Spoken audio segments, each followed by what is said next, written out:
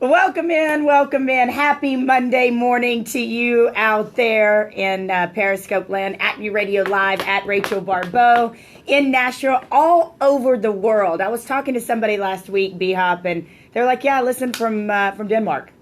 Top flight security of the world, Craig. Right. Denmark. I'm like, what? Right. Tune in goes into. Who do you know in Denmark? We have fans in Denmark, apparently. Tune in goes to 400 countries, the BHop and Baribeau Show. And what we figured out is we're picking up new fans every week as we do all kinds of neat things and focus on neat things that originate here in Nashville. And we talk about world things as well, things going on in the world. But I wanted to just take a moment for you to tell people who you are in a nutshell. And I'd like to do the same thing because we have new fans that are coming on each week. My name is Bruce Wayne. I own a small mansion. This is what I have to deal with every week. No, I'm just kidding, actually. My name is Brad Hopkins.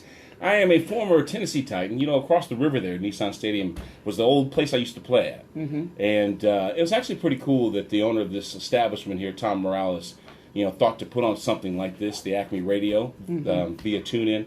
I always, we're doing radio in town here, obviously since I retired. I thought this would be a cool little venue, to kind of get into. So got broadcasting in my background a little bit. I love talking to people. Never met a stranger. Really? What do you mean, really? Yeah, you got that same ability, too. Don't even try it.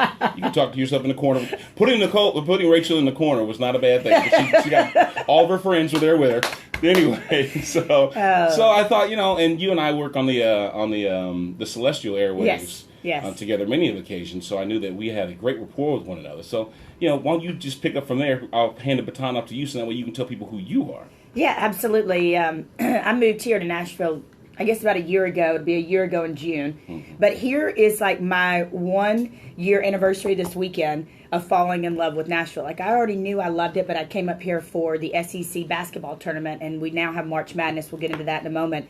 And I was just I looked around for a place to rent, and then my girlfriend said, no, you need to buy. This is a hot town, a happening town, and I just went for it. I think sometimes you just have to go for it in life. You can't, there's no more thinking and praying, and I had done a lot of that and a lot of planning, but I just went for it.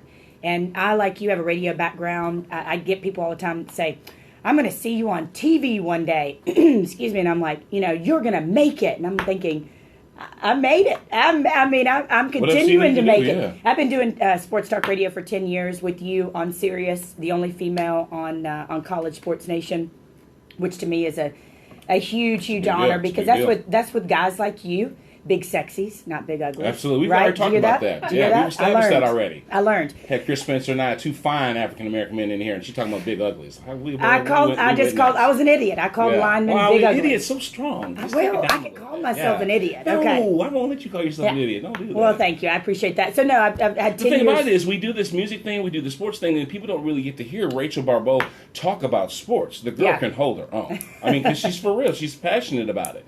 If you say Clemsoning, you're going to start a whole chapter. You're going to start a whole chapter discussion with her. So she knows her stuff. That's. Thank you. I was out yesterday and I was wearing our ACME Radio hat, ACME Radio Live hat, ACME Radio, I should say. And by the way, a bunch of people want these hats. I don't have one. Well, we can get you one. We didn't make that happen. Excuse me. And so I was out and I was talking about the tournament. I was talking about the SEC championship, and this guy across the table goes, "Why aren't you married yet?" Oh, wait. And I said, he said, you know so much about sports. I said, well, it can be it can have kind of the opposite effect, too. What's that got to do with the price of bread? What was that? That's just a It was because I was dropping knowledge. I was dropping sports knowledge. So who are you talking to? Was he eavesdropping or were you talking to him? No, we were at a big table with a lot of people. Yeah. But I was wearing the hat. And so I wore the hat out on a Sunday fun day. I went all over. I was at the Doghouse and Old Glory and the Tavern. And everybody wanted to know what this ACME Radio thing was. It was kind of nice. Here I am. So tell me, girl, what's this ACME Radio thing? This ACME Radio thing is this awesome new venture that ACME Feed and Seed is doing right here in this studio. All sorts of shows. You sounded like that when you were talking to them at the dinner? Yeah, I was just... You sound like a commercial. I'm a walking commercial. Is that what it is? Oh, okay. You know that. You sell yourself. I sell myself. I'm a sportscaster, speaker, coach. I have a clothing line. I'm going to sell myself. Life coach, mentor. Right? Right? What you need, I'll take you under my wing. That's it. Okay. That's why we're here. We're here to do that. So what else did you do this weekend? You mentioned all those places that you had on Sunday. This obviously was... The rain held off, didn't it? It held off. On Sunday, yeah, it did. But the rest of the weekend, you guys were out and about in Nashville. So we had the SEC championship, the basketball championship here. And guys, there was a sea of blue. Kentucky, they always take over.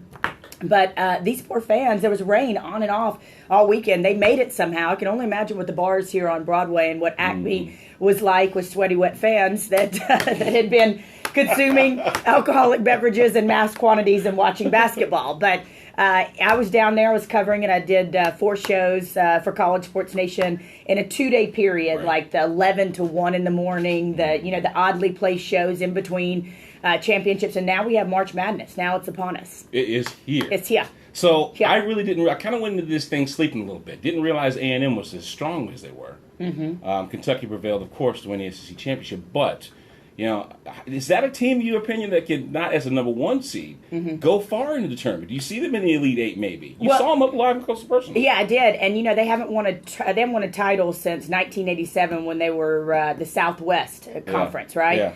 And they split the regular season with Kentucky over it was a controversial technical foul the last time that they played.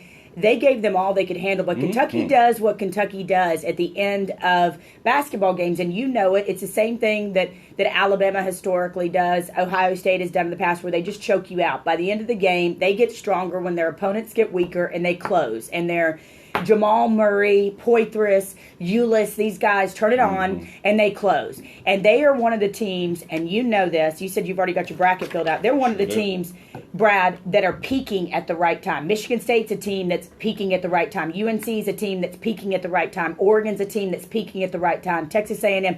There are others that are playing not so well, right? Like a Utah or certain teams like that. But there are teams that the chemistry is all coming together at the right time, and they're one of them. Yeah, you're right about that. I think that A&M has some pretty good running bigs. Perimeter play. Okay, a team that cost themselves a bid in the championship by the thumping that they took over the weekend, LSU. What? I mean, this is a bad thing. We put so much pressure on Ben Simmons. This guy's a true freshman. Yeah. I mean, he was a senior in high school last year.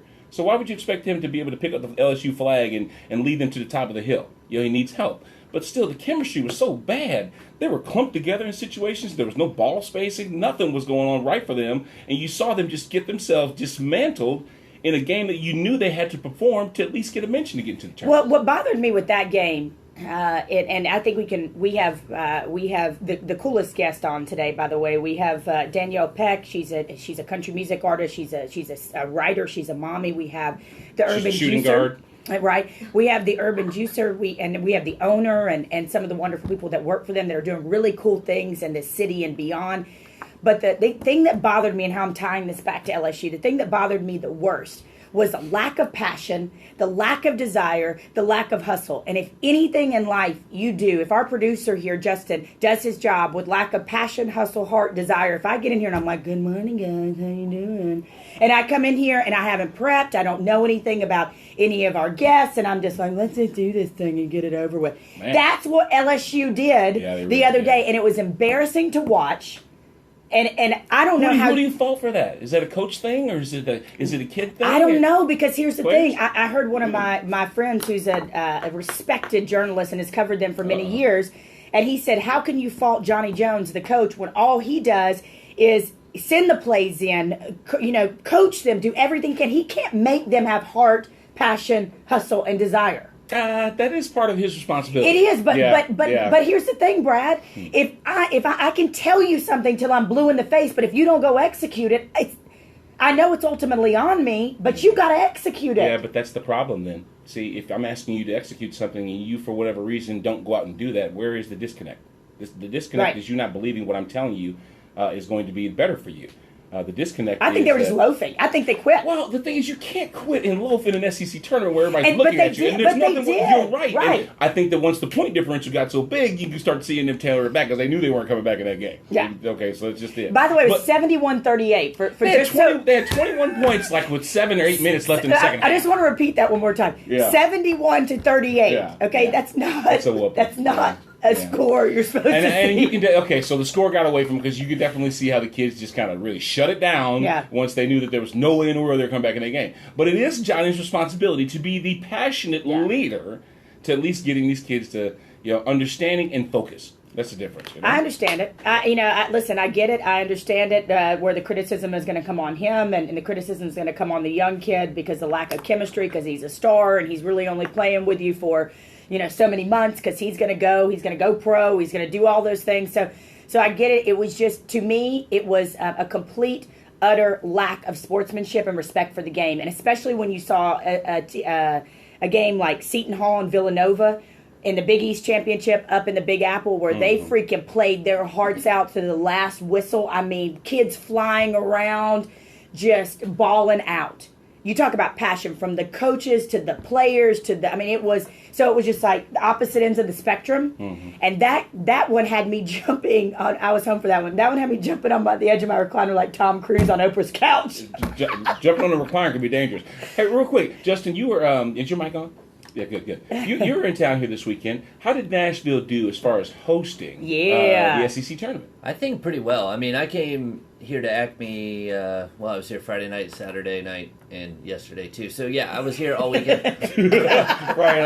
Yeah, all the weekend. I was like, I had a day off somewhere in there. But it seemed like everybody was pretty friendly and very accommodating. I mean, Kentucky took over. Yes. How they always do, don't they? Do. Yeah, every year. But their fans were good for the most part. I saw pretty responsible drinking habits, I guess. No fights? I didn't see any fights. There was healthy Debates? Debates. Very good. Yes, that's a great way to put it. But yeah, I think Nashville held their own here, and there was lots of great activations down on Broadway. Lots of, they had the streets closed for the pedestrians to go and enjoy live music and showcase Nashville to the out-of-towners. I gotta say this, and we're gonna get a break in just a minute because Danielle Peck's gonna be joining us. The whole studio folks in here, Rachel. We do. I'm so excited. It's a great show today. You talk about lots of passion and heart today. I'm so excited. I saw something on the internet the other day that made me laugh, and it said, "Nashville is closed. Stop moving here." That's pretty good. And the guy said, what normally takes me 30 minutes to get here to here, it took me an hour and 30 minutes. Yeah. And he said, Nashville's closed. Stop moving here. And I was one of those people less than a year ago, but from now, we're getting the point where, and I know the mayor, she did our open here, and she's awesome. Yeah. But she's got to start talking about some kind of rail system, some kind of MARTA system like they have in Atlanta. We got to start talking about something because I've heard the number rests somewhere between 3,000 and 4,000 people a month moving here. They just need to go down to Murfreesboro. It's only 45 minutes south of Nashville, and it's got plenty of space down there. It's waterfront property, all kinds of stuff.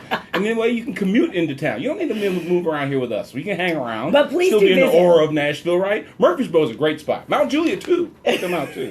Please do visit, and when you do, come to ACME Feed and See.